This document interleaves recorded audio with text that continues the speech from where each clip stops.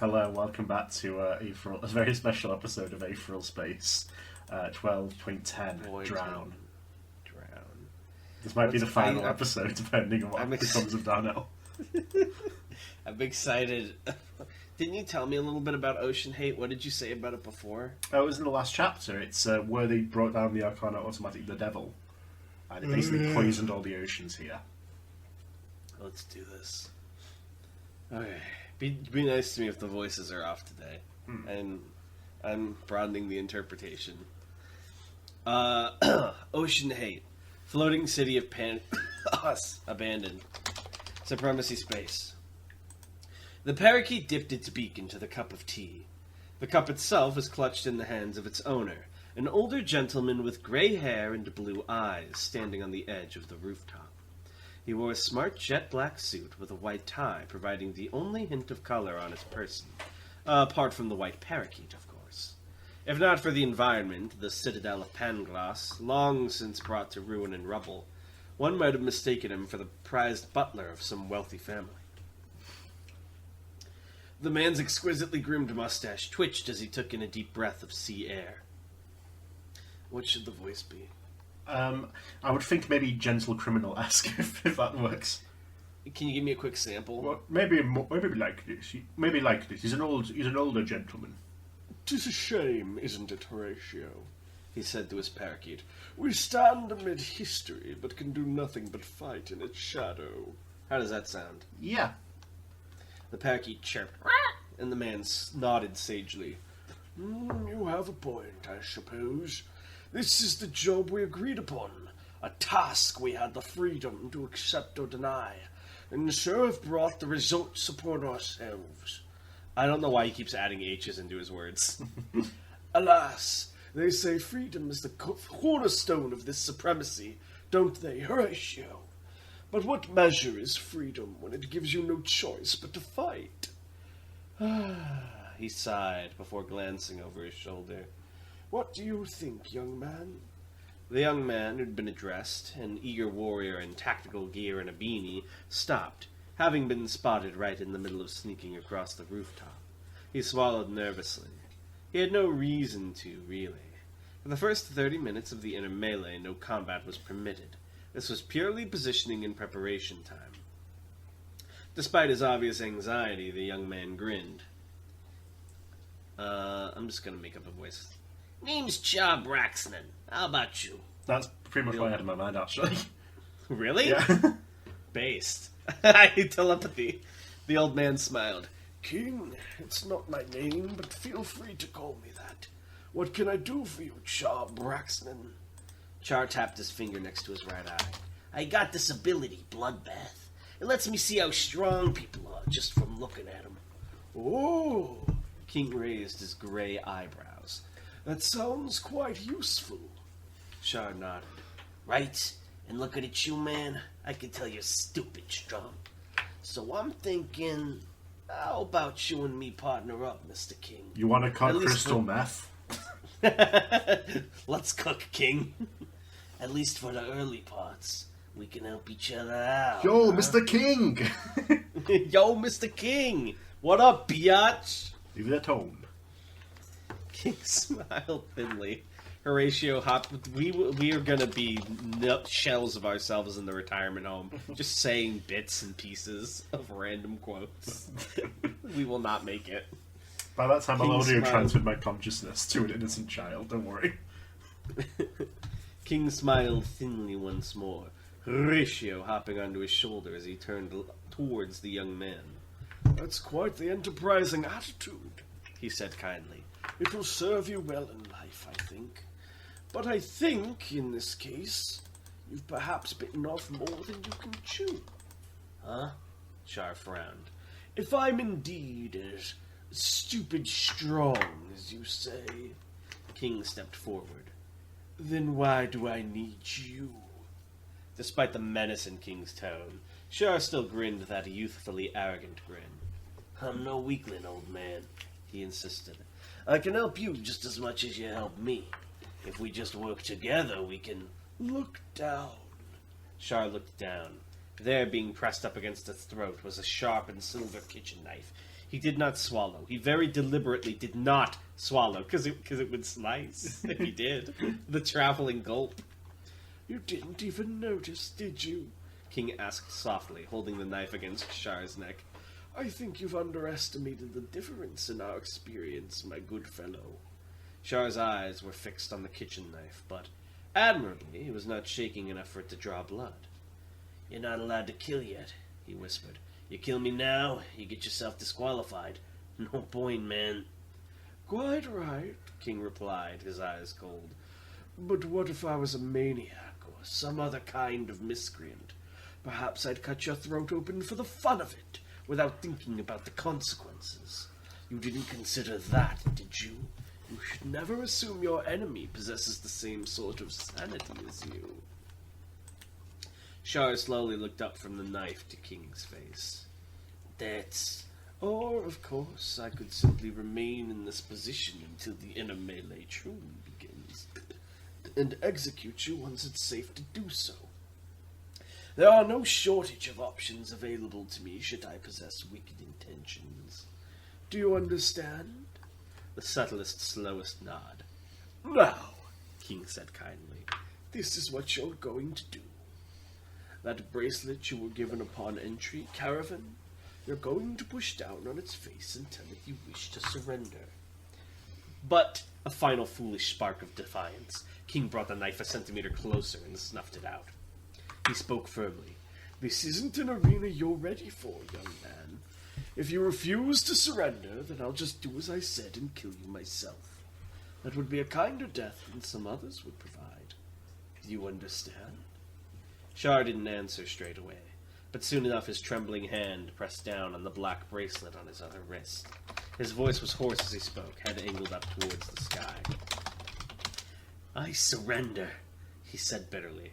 That was the end of it. One moment Shar was there, the next he was gone, whisked away by whatever other abilities the caravan had been granted for the purposes of the dawn contest. King sighed in relief, flipping the kitchen knife in his hand and withdrawing it up his sleeve. Wait a minute, isn't King part of the evil people? We don't know, King. This is a new character. Interesting. Horatio hopped into his head and chirped. Oh, onto his head. Horatio, get out of there! King frowned. Too harsh, you say, Horatio? He took a step forward onto the edge of the roof once again, scoping out the flooded city before him. Nonsense. Inadequacy is a lesson a boy must learn. I can say this from experience. Besides... His eyes narrowed as he spotted the dot he'd been looking for, so very far away. I already have teammates, and no interest in winning this farce. My audio's coming in real quiet. Do I sound alright on the mic? You sound okay to me. Okay. Atoy Muzazi waded through the streets of Pangloss, radiance ignited on both his palms, the blazing heat evaporating the water where it came close. With all the steam rising up, this probably wasn't the most innocuous way of getting around. But at the same time, he couldn't allow himself to be caught unarmed. The other contestants would be looking for people who had their guards down anyway, and if Muzazi's suspicions were correct... Caravan, he said, his voice commanding. How long until the melee commences? 2 minutes, the band answered in its snide little voice. How about it, Muzazi? You think that's enough time, huh? You freaking out a little? Muzazi ignored the talks. Apocalypse energy? Yeah, that's what I'm thinking. I'm wondering where that inspiration came from. Although he was already a little shit before I read Undead Unluck. 2 minutes then. 120 blessed seconds in which he could think freely. His current position was disadvantageous, but not debilitatingly so. It was quite viable to stay down here in the flooded streets, where few others would go, and wait out the early stages of the melee. Ascending to the rooftops at this point would be foolish. Long-range combatants would have already claimed that territory. He'd be putting himself in their ideal environment without time to prepare countermeasures. And besides... If you think you're sneaking up on me, Atoy Muzazi said, turning to the water flowing down the street behind him, you should know it's not working. There was no response, save for the sound of gently running water. Muzazi kept his eyes fixed on a specific spot, right outside the ruined mouth of what might have been a shopping center. A spot where the water did not move quite how it should have. 1 minute! Cried Caravan. You can't fool me, Muzazi said, still staring. I know you are there. If you don't reveal yourself, I'll simply wait until the melee begins and kill you. Bubbles began to flow up from that spot, one after the other, breath beginning to make itself known. Musashi narrowed his eyes and raised a radiant. 30 seconds! Bubbles continued to rise. Musashi took a step back, ascending up the slope at the end of the street slightly, reducing the impact the water would have on his movement. Visibility would be a major concern if he was fighting an enemy underwater, too, especially with his radiance kicking up so much steam. You know what I'm imagining in the inner melees? Yeah. Because there's like a lot of people, or maybe this is more of an outer melees, because that's even more on a planet. Just like a situation where like one guy's doing too well, so it's like in Smash when your friend's like, hey, that guy still has 3 stocks, exactly. and like 8 dudes jump him, and it's just unfair. He has too many points. Bubbles continued to rise. Musashi took a step back, ascending up the slope at the end of the street slightly. Is there a timer on the melees, by the way, or do they literally go until there's only one person left? Okay, so they could last like years. Maybe not years. They would like a timer being. Would they create the Fortnite storm? They might to encourage battle. Bubbles continued to rise. Musashi? Inner melees, we'll get to this later, but inner melees are less vanilla than outer melees. There will be special circumstances. Oh, fun. Musashi took a step back, ascending up the slope at the end of the street slightly, reducing the impact the water would have on his movement. Visibility would be a major concern if he was fighting an underwater enemy too, especially with his radiance kicking up so much steam. 10 seconds! But Itoy Musashi had never had the luxury of choosing his battlefield. Sorry. Nice. He fought when and where the situation demanded. If he needed to dive to the bottom of the ocean to dispatch his foe, he would merely start holding his breath. Far up above, fireworks began to flare across the sky. A celebration, or somebody's ability activating? There was no way to tell. 3? Musashi took a deep breath. 2? Us preparing to watch a video. He adjusted his footing. 1? The radiant in his hand flared, and with a mighty splash, the water exploded outwards, the hidden current leaping at Musashi. He was some sort of aquatic variant, clearly, with razor-sharp teeth and undulated gills on the sides of his neck. As he flew through the air towards Musashi, he opened his mouth wide, clearly intending to clamp it down on Musashi's head and tear his face free. Itadakimasu. That's what he says as he flies. Foolishness. He'd clearly underestimated the difference in strength between them. Musashi pushed one leg back, readied his radiant, and, as he went to slash at his incoming foe, that leg buckled beneath him. He only felt the pain a second later, first from the open wound on his thigh, and then from his shoulder. The shark's current tore out a sizable chunk of flesh as he leapt over Musashi, the water turning red where he dived back in upon landing. Musashi put a hand against his injured shoulder as he blasted upwards, thrusters on his feet propelling himself over the water. What had happened? He'd been attacked from below to throw off his counterattack clearly, but by what? Musashi glanced downwards, infusing aether into his eyes to boost his perceptions. There. Shadows, but clearly visible. Countless tiny blobs diving down into the water, vanishing from sight a moment later. Some kind of fish? Carnivorous fish, perhaps? That seemed possible, judging from the jagged wound on Musashi's leg. With a grunt, he ignited tiny thrusters along the borders of his damaged flesh, cauterizing both of his wounds and preventing further bleeding. It seemed the shark-like fellow was done hiding at any rate. He launched himself out of the water once more, kicking off a brick wall to pursue the ascending Musashi. Again, he opened his jaws like a bear trap, clearly intending to take a vicious bite. That wouldn't work a second time, especially since Musashi was no longer in the water. But surely this man understood that too. No doubt there was a trick to it. Musashi slashed a radiant downwards at the shark man as he came into range, but, as expected, the Skirrent dodged. The only part of it that was unexpected was his method. The Skirrent suddenly spat a wad of infused saliva upwards while disabling his own infusion for a moment, allowing the momentum to propel him down into the water once more. Yes, a trick. The real attack is the spit. Musashi's eyes were still infused to their utmost, and so he could still see it as the spit sailed past, swimming inside its depths like it was a miniature ocean all to itself, were countless tiny fish. Their scales were dark red, and their mouths were overflowing with fangs. Carnivorous organisms, just as Musashi had thought. This is just shitty or tiny garden. This poopy garden. He slashed the heat of his radiant, vaporizing the spit. And looked down at the ground with a stern expression. The shark scurrent was perched atop a piece of debris poking out of the water, and now that he'd finally stopped moving for a moment, Musashi could see that his eyes were jet black, lacking even pupils, a disquieting glare. "Your ability," Musashi says firmly, "allows you to introduce carnivorous fish to liquids. I don't know if you control them directly, but at the very least they don't attack you. Correct?" That also explains something else he'd noticed. During that last attack, the spit had been aimed at the injury on Musashi's shoulder. If it had made contact, would those fish then have manifested in his bloodstream? It didn't even bear thinking about. The Scaran scratched behind his ear, a feigned frown on his face.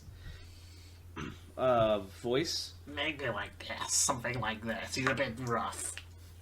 "Even if you figured it out, so what? I've already bitten you twice, you know, when you haven't hit me once. You're not so tough a toy, Musashi."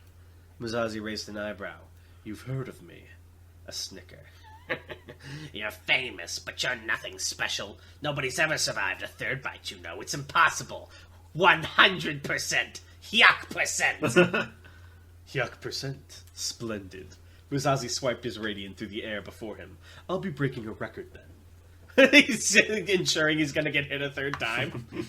The way the Scaran had said that concerned him, though.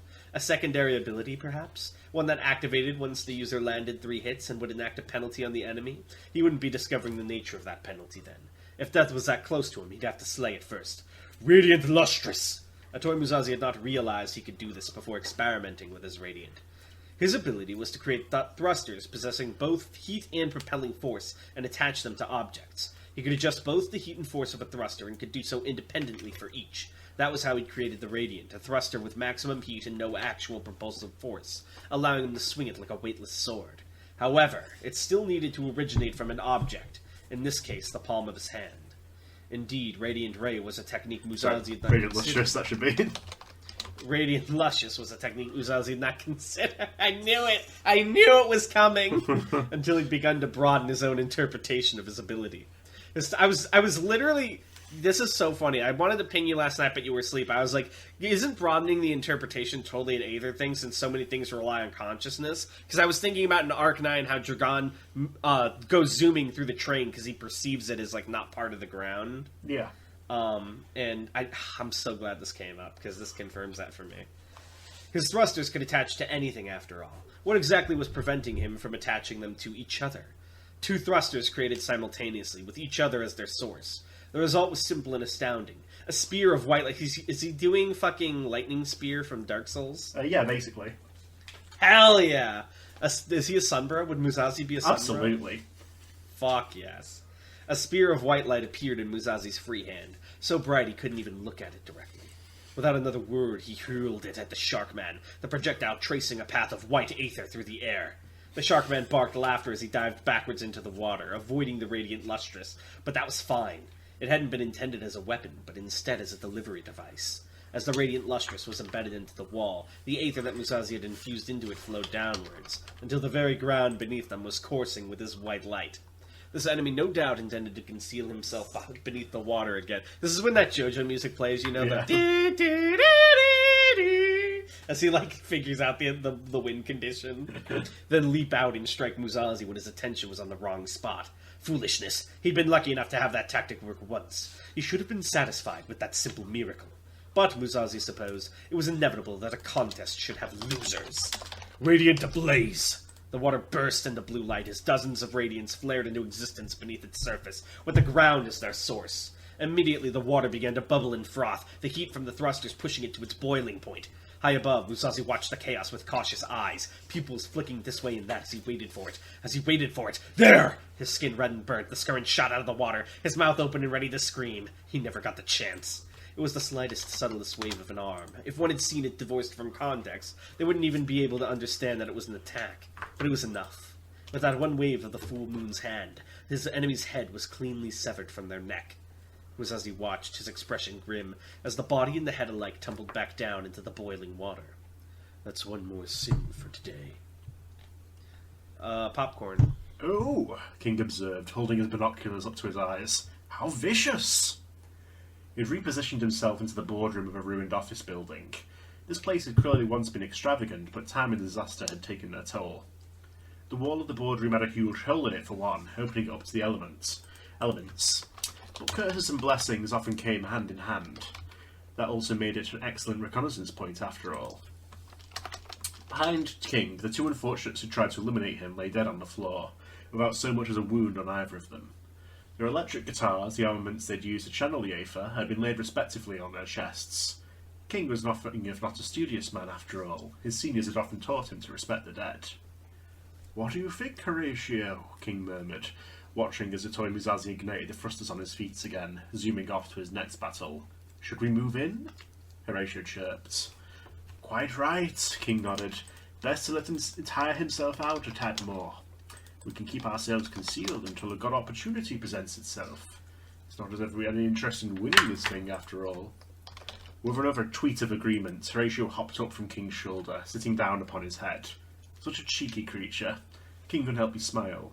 He endeavoured to make honesty his policy, and so, even when speaking to a bird, he never told a lie. He really had... Honest Abe? Yeah. Honest Abe?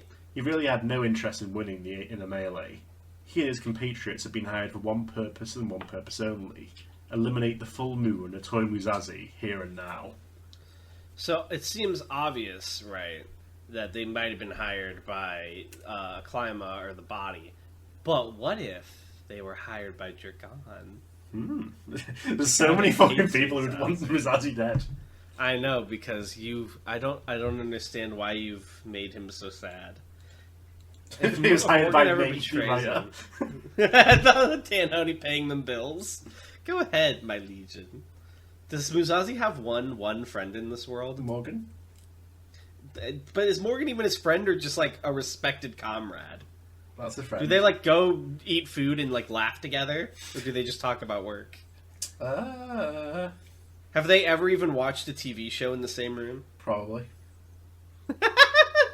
What kind of TV show? Here's your fun fact. What TV show does Morgan and Musashi watch Morgan together? likes soap operas, so Musashi would not watch those. Oh. So they don't even Musashi watch likes TV the together. History Channel. Like, Oh my god. But When you say the History Channel, do you mean like actually the history, Yeah, or the one that's actual like history. aliens, man? No, The like aliens built actual it all. history. And he, Musashi's like, he's like, ain't the weapons of yesterday produced by the blacksmiths of today. He's like, oh, splendid. fascinating. I journey to be quite as strong. Wow. His So they sword don't is watch sharp. any TV together. No, there are other measures of friendship. What's the most friendshipy thing those two do together? I don't know. They fight. This guy can create entire organizations and past countries on a whim, but God forbid Musashi has a happy memory. He's not the kind of guy who'd like go, Morgan, we're going to the amusement park.